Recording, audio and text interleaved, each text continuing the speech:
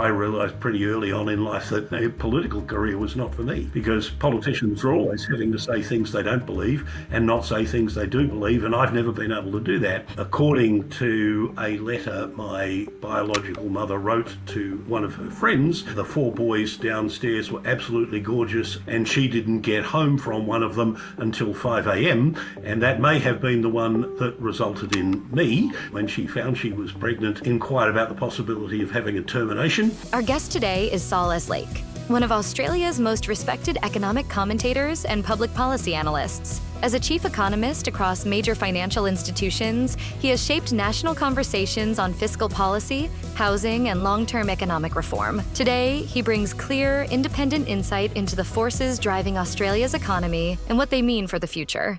Not only do you need to know your stuff, but you have to find a way of conveying that to an audience that doesn't have the knowledge or experience that you do and doesn't have any interest in acquiring it. What you know is important, but how you communicate it to your audience is no less important, and in many ways more important. I've always thought it's important to my own credibility that when you say something, it's what you really think, and that you don't not say something because your employer doesn't want you to say it. Welcome back to Beyond the Keynote podcast. I am so excited today to be interviewing Saul Eslake. Saul is an independent economist, a keynote speaker, consultant, and the Vice-Chancellor's fellow at the University of Tasmania in Australia. Welcome, Saul. Great to have you here. It's really nice to be here, Carmen. Thank you for asking me. Brilliant. Well, it's always great when I'm talking to a fellow Australian, because I get to speak to you at a really lovely hour of the day. When I'm speaking to people in other countries, Australia's not in the best time zone for many, many countries in the world, and it's normally very, very bright and early for me. And I believe you're down in Hobart in Tasmania. What a beautiful part of Australia. Have you always resided down there? No, I haven't. I was originally born in England, although my parents were from Sydney and happened to be living in England in the 50s and 60s. But we came to Tasmania when I was 8, so I did some of my primary school, all of my high school and university here. Like a lot of Tasmanians, I had to go to the mainland to pursue my career. I did briefly come back to Tasmania in the early 80s, but realised that was a mistake from a career point of view, and then spent about 32 years in Melbourne. But I've always thought of Tasmania as home, even when I was living on the mainland, as we call the big piece of land on the other side of Bass Strait. And it had always been my intention to come back here before I was senile, which I was able to do just over 10 years ago, and so we've been here just outside Hobart since the end of 2014. Amazing. All right, well, seeing we're talking about your childhood, let's dive into that a little bit further, because I'm always interested to know who is the person or the child behind the amazing speaker that you are today. Did you ever imagine when you were a young boy that you would be expected to speak on the world stage to some point on your expertise? No, I didn't. I didn't really think about doing this at all until I had left high school and was in university. I was a shy kid. I wore glasses. I had a funny name. I was no good at sport in what for high school was an all-boys sport, where success and excellence in sport mattered far more to how you were thought of by other boys and by your teachers than success or otherwise at academic pursuits. So no, I was not a standout in any of those sort of senses. But as I think you may have read somewhere, my origins were a little bit different from most people's. As I discovered later in life, was the result of a very brief interaction between a woman who had not long before left her husband and was living with her 2 children back with her parents in a block of flats not far from Heathrow Airport, just outside of London, and one of 4 trainee pilots who was living in the flat downstairs. And according to a letter my biological mother wrote to one of her friends, the 4 boys downstairs were absolutely gorgeous. They had the most fabulous orgies, and she didn't get home from one of them until 5 a.m. And that may have been the one that resulted in me. She initially, when she found she was pregnant, inquired about the possibility of having a termination, was told that that was against the law in that era, so relinquished me for adoption. I'm very glad that she did, because having now met and talked with the 5 half-siblings I have, courtesy of her, my life would have turned out very differently and for the worse if she had brought me up. Fortunately, as I say, I was relinquished for adoption and was adopted by 2 Australians who happened to be living in London at that time. They subsequently adopted 3 other children as well, which is hard to imagine in this day and age that actually happening. But not only did I grow up in much better circumstances than I would have otherwise, but my parents, when I was 8, decided that they wanted to return to Australia, and in particular chose Tasmania to live rather than returning to their hometown of Sydney. So that was a very fortunate beginning for me, and I've always been conscious about the role that serendipity or luck plays in the course of people's lifetimes. And, you know, that's one, probably the most important of what could have been a number of sliding door moments in my life. Yes. Wow. What an amazing story. Well, your parents, or who became your parents, must be pretty incredible people. Well, they were. Unfortunately, both of them have passed away.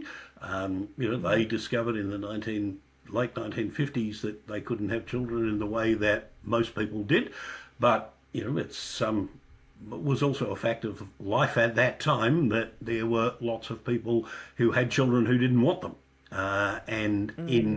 Given the mores of the time, there were a surprisingly large number of infants who were, as they say, put up for adoption. And in those days, adoption meant a complete severing of relationships between the infant and the birth parents. And that's what happened in my case. I have known I was adopted for as long as I can remember. As I said, my parents ended up adopting 4 children, and I was 7 when they adopted the youngest of them.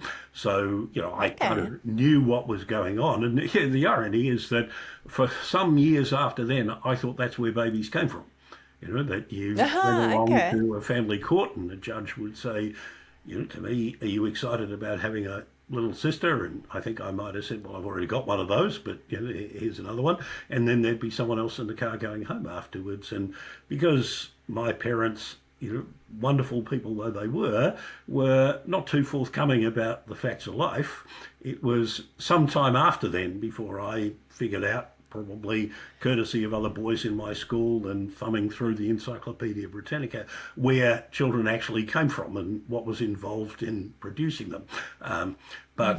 As I say, I had a very loving childhood. My parents gave me and my 2 sisters and my younger brother an education. We all managed to get through university and have had solid careers and happy lives.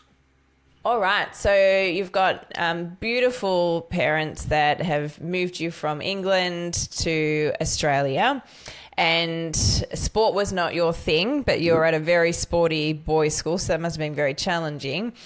Now, you've ended up being an independent economist, so I'm guessing that you were pretty good at maths. What were your superpowers during school? Do you remember? Actually, ironically, if I had been really good at maths, I might have done engineering, rather than, as it ended up, economics. You know, I went through a process of elimination to decide what I was going to do at university.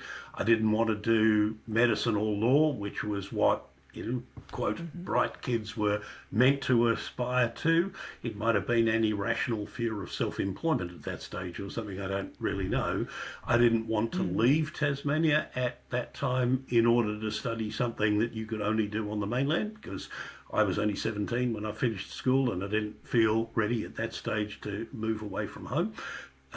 I probably would have done history if I'd chosen to take further the subjects I enjoyed most at school, which were history and geography, but it was hard to see where that led from a career point of view. So it sort of came down to a choice between engineering and commerce.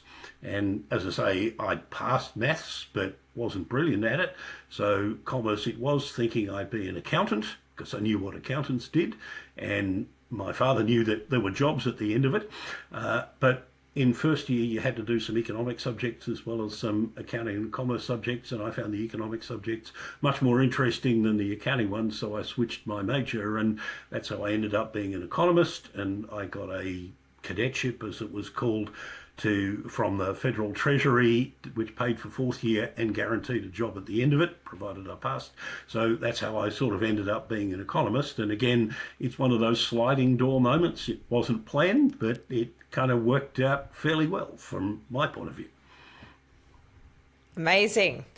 So do you remember the first time, maybe tell us about the start of your career and the first time that you were expected to stand up and speak in front of a group of people? Well, the first time I did was, I think, when I was in either year 11 or year 12, and I had expressed interest in going to what was called a youth parliament, which certainly in Tasmania, I think in other states, gives an opportunity for young people to sit in the parliamentary chamber and pretend to debate issues of the day. And, you know, I was interested in current affairs, I was interested in politics, and in order to, as part of the selection process, you had to stand up and give a 3 or 4 minute speech about some topical issue. And I did terribly. You know, I was reading from notes. My posture was poor. I was sort of leaning over with my hands on the desk, and not surprisingly, I didn't get picked.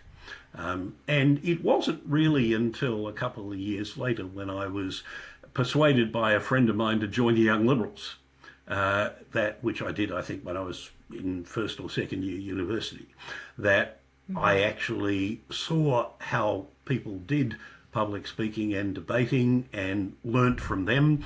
And although, you know, I've not had any association with any political party for more than the last 30 years, that's where I learnt to do it. That's where I learnt to engage with the media. And although, you know, pretty early on in that piece, I realised that a political career wasn't something I wanted to pursue, learning how to speak in public, learning how to debate, learning how to engage with the media, were skills that have been very useful in my subsequent career. Such a great skill to have. And I love that I think it's just so great for people that are listening to hear when such an accomplished speaker like yourself says, and I was terrible to start with, and I had to learn the skill of speaking, because it absolutely is a skill. It's not something you're just born with and happen to be great at straight away. So love that you've taken us through that part of your journey as well. Were you someone that would feel quite nervous before having to get up and speak, or was it something you were quite comfortable with from the start? Oh, initially, yes. And as I say, that first one I did, I was nervous beforehand, I was nervous during it, and obviously having, I think, come after someone who was much better at me than I was, better at it than I was, you know, I was nervous afterwards. And I think part of becoming more confident was being in a group of people who were sympathetic, who had been through similar experiences, and who were prepared to impart the wisdom they'd acquired from their previous experiences. You know, being taken under someone's wing, I guess, for any endeavour, you know, whether it's, you know, music or sport or, you know, any kind of activity that you might want to set out for yourself. Having a mentor, having a coach, having someone to guide you is, I think, an important part of the first steps in a journey. Absolutely. Definitely. All right. Do you remember in your early speaking career a particular speech or presentation or moment that really made a difference to the trajectory of your career? Do you think that speaking has somehow elevated you and your career and where you've been able to take it? I guess it has, because other people tell me. It's Okay. harder for me to say, and I can't think of any particular moment that crystallizes something directly in response to your question. But the jobs that I've had as an economist working for a range of financial institutions have had as one of their core requirements something that they don't teach you at university in economics classes or anywhere else, which is being able to speak about economics and economic issues credibly to people who are not economists. And Yes. as I say, that's something they don't teach you at university. I'm not sure anyone ever sat me down and told me how to do it, but I saw other people doing it and picked up things that they did that I thought worked for me and looked authentic rather than kind of confected. And I just have my own style, I suppose, and that's sort of worked. It's helped get me jobs that I mightn't otherwise have got. It has helped me get in the media when I otherwise might not, and that's part of the jobs I have had, has been presenting whatever organisation I've worked for, whether it's a stockbroking firm or an insurance company or a bank, presenting it to a range of existing and potential new customers as a source of credible information, advice and opinion.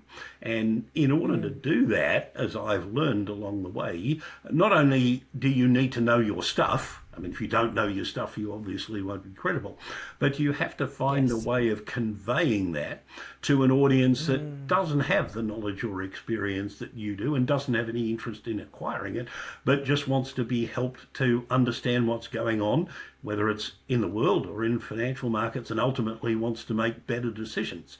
And so in that sense, what you know is important, but how you communicate it to your audience is no less important and in many ways more important. Absolutely. And I think such a important message for so many people who are just so incredibly intelligent. They are so great at what they do. And often need to learn the skill of being able to communicate that to people that don't have their level of expertise in a way that resonates and, of course, in a way that they understand.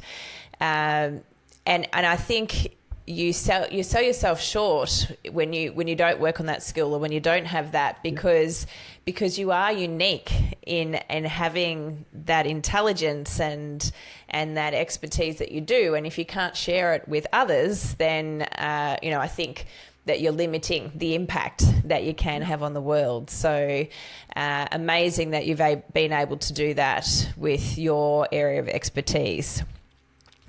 Let's talk about the business of speaking. I know you worked for many organisations, and then at a certain point you went out on your own as an independent consultant. Tell us about how speaking became an important part of your consulting business, and whether attracting certain speaking fees helped, or whether you were speaking so that you could then gain more clients. What was your strategy when it came to your business and speaking?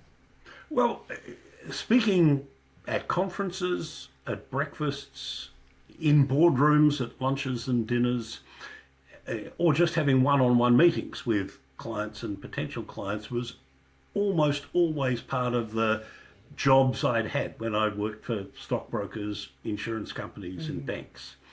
And that often meant that I'd be speaking at an open conference, a public meeting, some big gathering.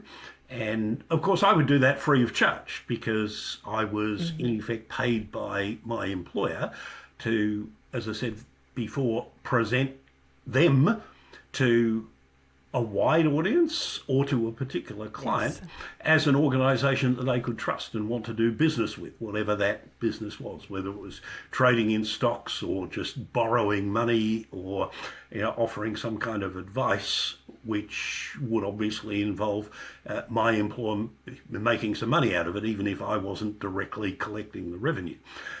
When I went out on my own, which I did in part because increasingly employers were trying to control what I say and write, and I struggled with that. I've always thought it's important to my own credibility, but also to that mission of winning the confidence of clients and potential clients that when you say something, it's what you really think, and that you don't not say something because your employer doesn't want you to say it, or you don't say something because your employer expects you to say it, even if you don't really believe it. I mean, that's another reason why I realised pretty early on in life that a political career was not for me, because politicians are always having to say things they don't believe and not say things they do believe, and I've never been able to do that. So when I went out on my own, I was very conscious that I would be competing with the people I used to be, chief economists of banks or insurance companies or whatever, and they would continue to offer their speaking services for free, whereas I would need to get paid. And, speakers' bureaus were helpful in opening doors for that. For a while, I did enter into an exclusive arrangement with one particular bureau who, they promoted me as a speaker to some of their customers.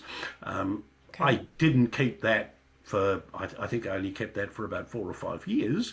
And now I guess there is a bit, that the market is a bit wider and deeper. And so, while I'm still happy to work with speakers bureaus and recognise the value they bring, they will get me gigs that I otherwise wouldn't, I also get people approaching me directly. And of course, that means I get more of what the client is paying in my pocket than if I have to share it with a speakers bureau. But again, as I say, I recognise the role that they play and the value they bring, and quite often they present me with opportunities that I'd never get on my own. Yes. And that's, and what you've been able to do, and yes, definitely the speakers bureaus have a place and can be very valuable for many speakers. And I think when you, after you've built a personal brand, which is what you did, you built your personal brand and became recognised within industry, then you can get those direct bookings and people will reach out to you, which is brilliant. That's absolutely what you want to be able to do with your speaking. Now, you're in Tassie, which was not quite as bad as Melbourne. I'm in Melbourne, Australia, but we had a very significant period of time in Australia where we were locked down during COVID.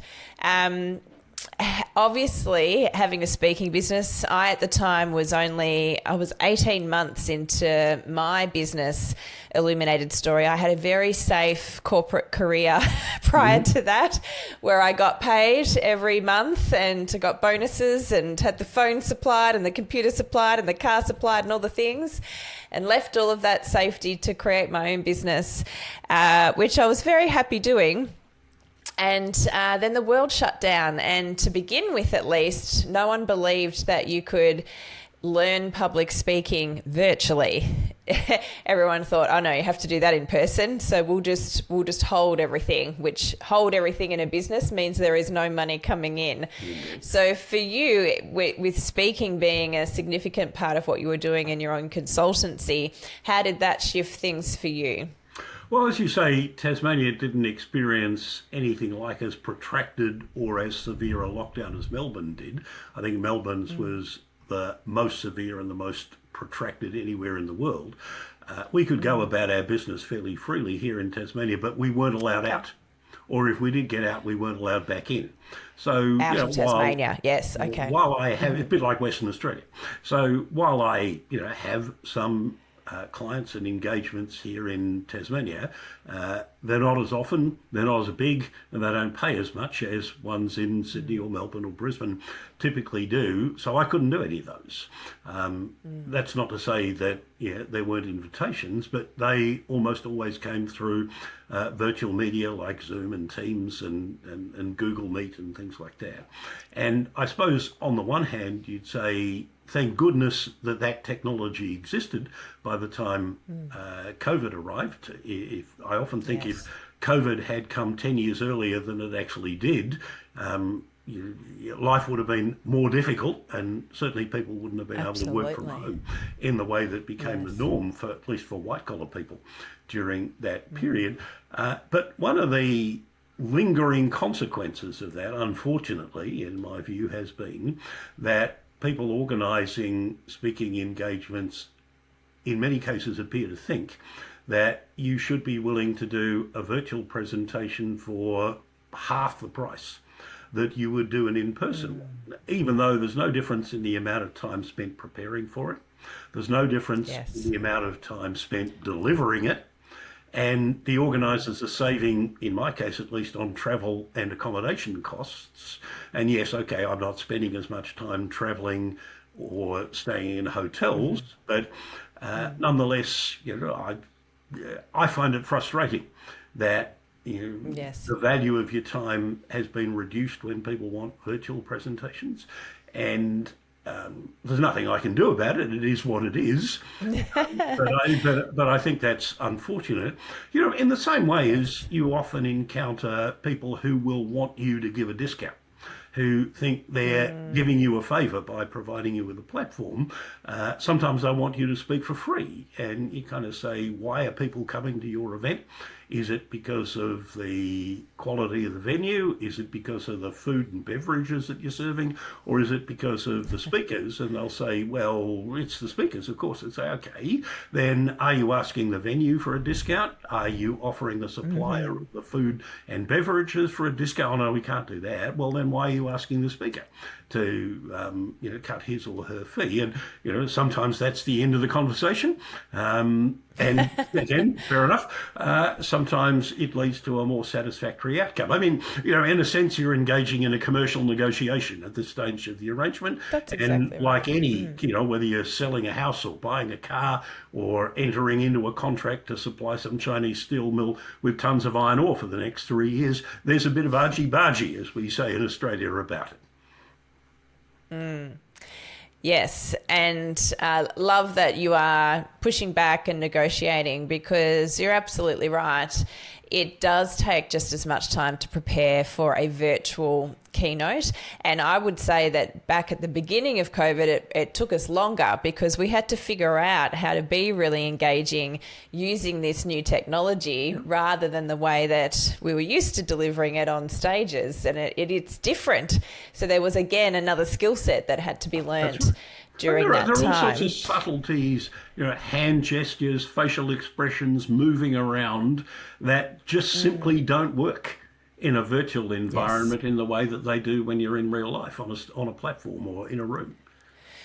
100%. I completely agree. And I also think that the reason that they've got you to speak is because of your personal brand and reputation and your expertise. And so they're also paying for the expertise, not just for your time. So definitely spot on in negotiating in those instances. And we're now living in a hybrid world, really, where both face-to-face speaking and virtual speaking are part of the normal landscape these days. So I think when you're running a speaking business, it's good to be really clear on what your value proposition is, whether you're delivering it virtually or in person. And I guess it's up to each of you as speakers to decide whether you're going to have different price points for the two or whether you're going to have the same. But whatever it is, and this was something that I learned in business prior to illuminated story being born. Stand behind your pricing because that's your value, and discounting just tells people that you don't believe it actually is worth the price that you've put on it, and that they should always ask for a discount in the future, because if you're going to give them one this time, you'll probably give them one again. So it can be a very dangerous path to head down. Yeah. That's why I love brands like... I don't mind doing something for a not-for-profit or a community organisation for a lower price It's a good example. than I will for a commercial organisation, especially if it's a cause that I'm sympathetic to or actively support. And, in the same way, I tend to charge Tasmanian organisations slightly less than I will mainland ones, because they simply, this is a poor state. They simply don't have as much money as, people and organisations in Sydney or Melbourne or overseas might do. Mm-hmm. Okay. And well, I think, as long as you're clear on what your boundaries are and where you will and won't negotiate, then that's okay. Then you're standing behind your value. And there's a reason why you're shifting it. So I think it's also important to communicate that to the organisation and say, look, normally I would charge this, but because of X, Y, Z, I'm willing to do it for you for this much, or I'm going to gift the difference, or however you want to word it. Yes, very good advice. So if we think about, before I move on to the future of keynote speaking, you've got lots of topics that you talk about. So I've seen the list of different speaking topics. Do you have a favourite or a couple of favourites that you absolutely love delivering? Oh, I always love talking about Tasmania, but that's not really of any great interest other than to Tasmanians. Yes. Always, I think, enjoyable to connect dots for people. So, one of the things I like to do is to try and explain to people why something that might be happening on the other side of the world, in the United States, or, less commonly, but I think importantly in the parts of the world to our immediate north in Asia that aren't closely followed by a lot of other economists, China obviously, but, other parts of the world less so, kind of explaining why that matters, what's the so what about those sorts of things. If you can work that into a presentation or a conversation, I always find that very fascinating. I enjoy being able to draw on lessons from history in order to illustrate what might be a contemporary issue and say, either we're going to learn from history and the consequences will be this, or we won't learn from history and we'll repeat the same mistakes again. Again, when you can open people's eyes in that way, I find that very rewarding. Yes, I love that. And is there any advice or any connecting of dots you'd like to share with the audience with the current climate and what's happening with the United States and Australia at the moment? Well, we're in one of the most uncertain periods that I can remember, apart perhaps from the global financial crisis of 2008-9.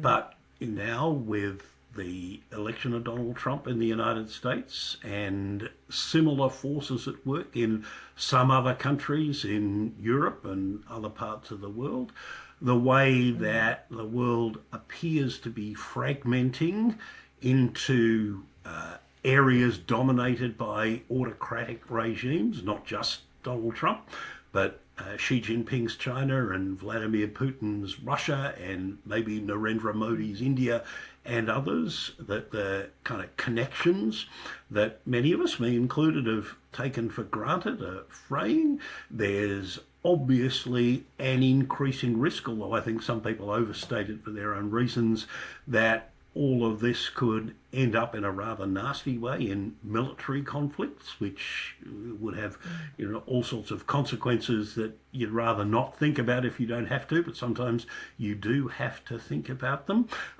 There is, particularly in Australia, growing levels of personal debt as people struggle to become home buyers. That's much more difficult for younger people than it was, say when I was in my early 20s or my parents were in their early 20s. And that in turn is having, I think, a whole lot of social consequences. There's the impact of rapid changes in technology, social media, artificial intelligence that is, upending not just the way we do things, but the way we think about things. And I don't claim to be an expert in all of those areas, but I find I need to know a bit about almost all of them to weave them into the conversations that I find myself having. Well, I think that keeps things interesting, doesn't it?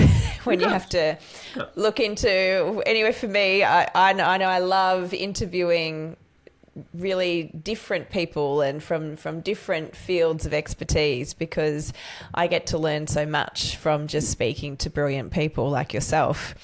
So no doubt that keeps things interesting for you, and you get to keep discovering and researching too. And I do spend kind of a lot of time researching and reading. It's I don't have expensive hobbies. I don't play golf. I don't have a boat. I don't run marathons. I probably should do more exercise than I actually do, but I do read a lot. Online books, magazines, and I'm often looking for new ideas or ways of thinking about contemporary problems that I can weave into my presentations and talks, and sometimes into my writing. I think it's important, because when you can keep things really relevant to the audience that you're speaking in front of and relevant to the times, then it's a better experience for the audience. It's something more memorable, something that's stickier, I call it, that they're going to walk away and remember it and be able to repeat it and say to their friends, "Oh, did you know I was this man spoke the other day and he said," so I think that's brilliant and very important whenever you're speaking. So if you were to think about your talks at the moment, and if we were thinking about what comes beyond the keynote, because we like to think at Illuminated Story about, we specifically help clients with how we blend traditional keynote speaking with strategically placed elements of theatrical magic, I call it. And I love that you said before that you wanted to be authentically you, and you didn't want to put on a show. And I think it's important that listeners understand that I'm coming from the same place, even though I'm talking about theatre and magic and elevating experiences for the audience. It absolutely always has to tie into the message and what you're trying to achieve through your speaking. I just think you can do it quite creatively in a way that's really going to be memorable and stand out.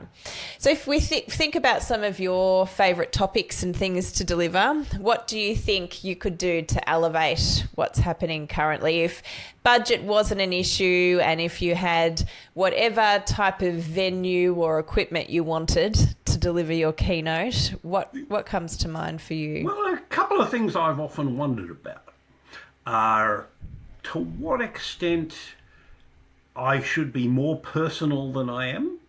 While I bring myself to my presentations in the way that I talk and what I talk about, I don't talk about myself very much unless someone asks a direct question, in the way, for example, that you've done in this.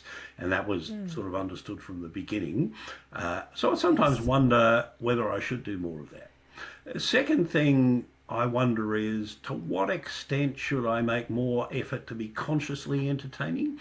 Sometimes I'll start a presentation with a joke, usually self-deprecatory, or a joke about economists, rather than, you have to be careful with humour not to unintentionally offend someone or convey a wrong impression of yourself. Are there instances where I could do more of that? And then the third thing is, my presentations usually include a lot of charts. I think in my field, showing a chart of, whether it's interest rates or housing starts or unemployment or, the price of gold or something like that, it does kind of help illustrate the message and convey it to people, for whom the picture is worth 1,000 words, as the old saying says.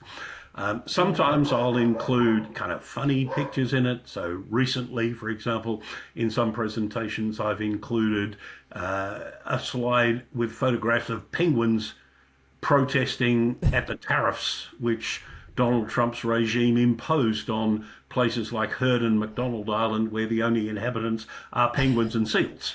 And, sometimes things like that, just for fun, just to break it up a little bit. Should I do more of that? Some presenters embed videos in their presentations, and they'll, stop for, 3 minutes and just press a button and a video will appear, and then they'll relate to that in some way. I don't think I've ever done that. And I sometimes wonder whether perhaps I should. One of the downsides of it, of course, is that embedding videos in your PowerPoint presentations chews up a lot of bandwidth and can sometimes make it difficult to transmit your material to the conference organizer 2 days before you do it, as they often want you to do. But, there are things like that I sometimes wonder, could I be making more of than I currently am?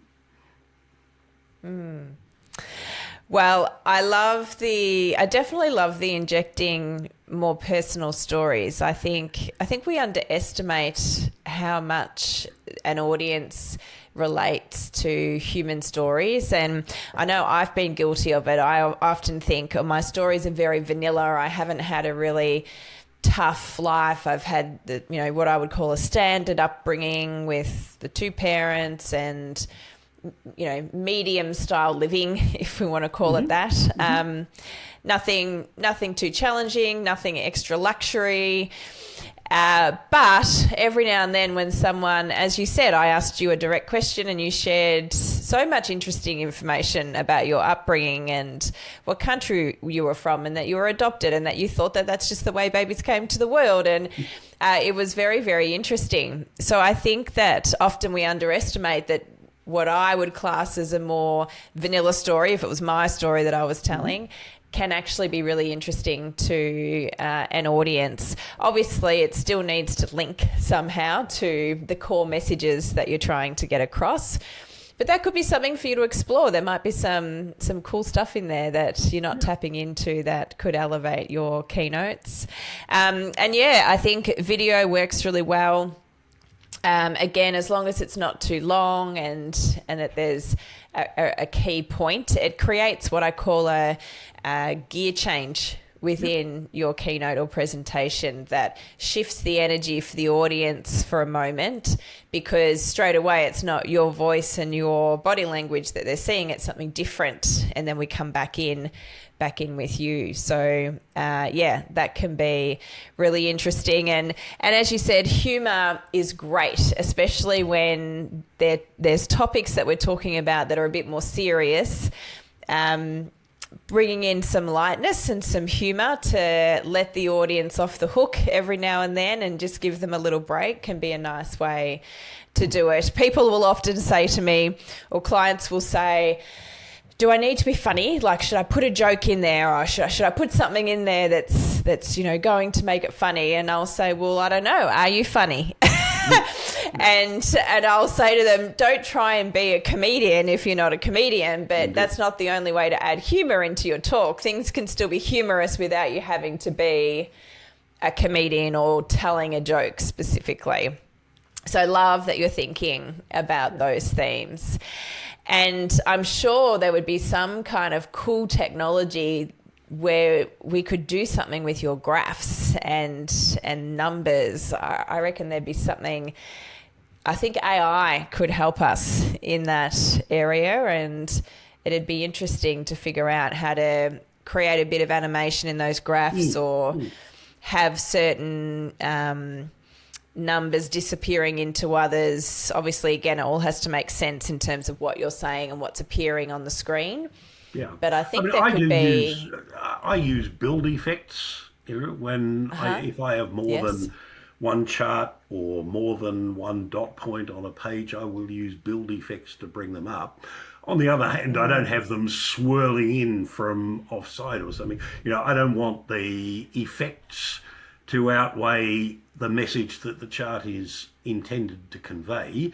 And there's probably wriggle room, depending on the context, between, a straight moving from one slide to another and some of the fancier things that you can do. I mean, another thing that I sometimes think about is I tend, when I'm giving a talk that has a lot of charts in it, to stand at the lectern and not move around a bit.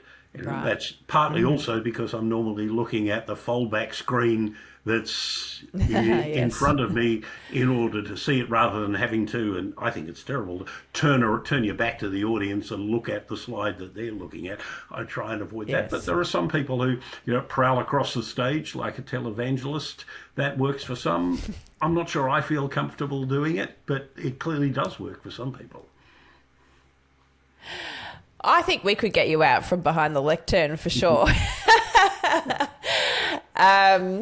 Yes, but all interesting things that you need to navigate as a speaker, because you also, depending on how you're presenting your graphs, you need to make sure the audience can see what you're wanting them to look at, and that you're not actually blocking the screen by moving out from the lectern and using the stage or using the space.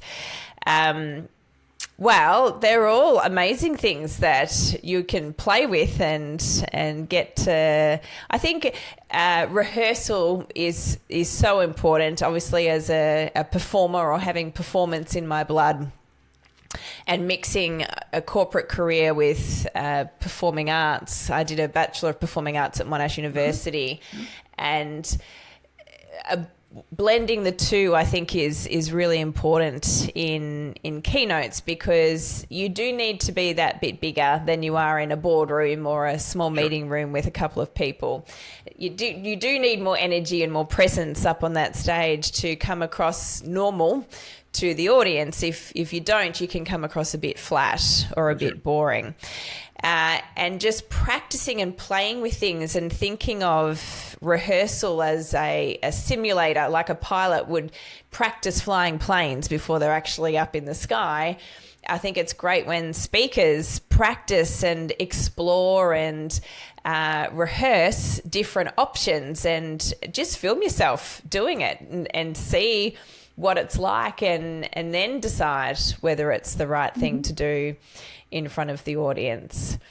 So there's lots of things for you to explore there, Saul, and make sure you have fun while you do it. Absolutely. If it's not fun, it almost doesn't matter how much you get paid for doing it. It doesn't feel as good. That's right. Yeah. Exactly. Are there any last words that you would like to impart on our audience before we wrap up today? Oh, I don't think so. I think we've covered a lot of interesting ground there, Carmen. I've enjoyed doing it. Great. Well, it's been so lovely to have you on.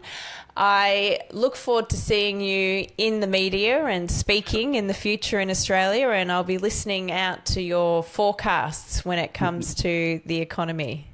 Thank you. All right, here's where you're standing. You can close this episode, think that was fun, and go back to doing things the way you've always done them.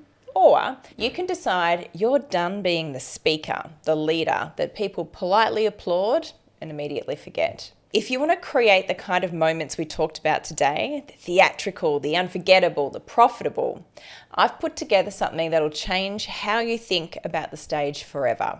It's called Beyond the Keynote, Creating Your Illuminated Story.